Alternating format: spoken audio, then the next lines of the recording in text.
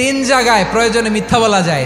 এক নাম্বার, আপনার ওয়াইফকে খুশি করার জন্য, সে একটু এরকম না বলে একটু কৌশল করে বললে খুশি হবে, ওটা বলা যায়। দুই নাম্বার, জীবন মরণের ব্যাপার, যান বাঁচানোর জন্য একটু কৌশল করে ঘুরিয়ে বললেন, এটা জায়েজ। তিন নাম্বার, দুইজন ঝগড়া লাগছে তাদেরকে মিলিয়ে দেওয়ার জন্য কৌশল করে একটু মিথ্যা বলা, ঘুরিয়ে বলা যায়। দুইজনের মধ্যে দেখলেন যে সম্পর্ক খারাপ, একজনরে বললেন, ভাই সে তো ওই দিন আপনার ব্যাপারে অনেক প্রশংসা। কি আমার ব্যাপারে প্রশংসা? কি বললো? এই বললো আপনি নাকি এই করছেন ওই করছেন, অনেক প্রশংসা। লোকটার মন খুশি হয়ে যাবে তার ব্যাপারে, ঠিক কিনা?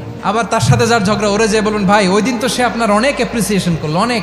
সে তো অবাক, কি রে বলে কি? এই যে দুইজনের ব্যাপারে দুইজনের একটু ভালো ভালো কথা বলে দিচ্ছেন, একদিন দেখবেন রাস্তা দিয়ে হাঁটার সময় একে অপরকে সালাম দিয়ে ফেলছে, সালাম দিয়ে বুকে জড়ায় ধরছে, আছে না নাই?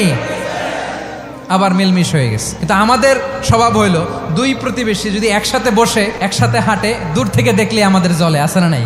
ঘটনা কি? এই দুইটার মধ্যে এত মিল কে? এই দুইটার মধ্যে গিরিঙ্গি লাগানো যায় কিভাবে? আল্লাহর কাছে তওবা করেন, এই মানসিকতার যেন আমরা না হই, আমরা মিলিয়ে দিব।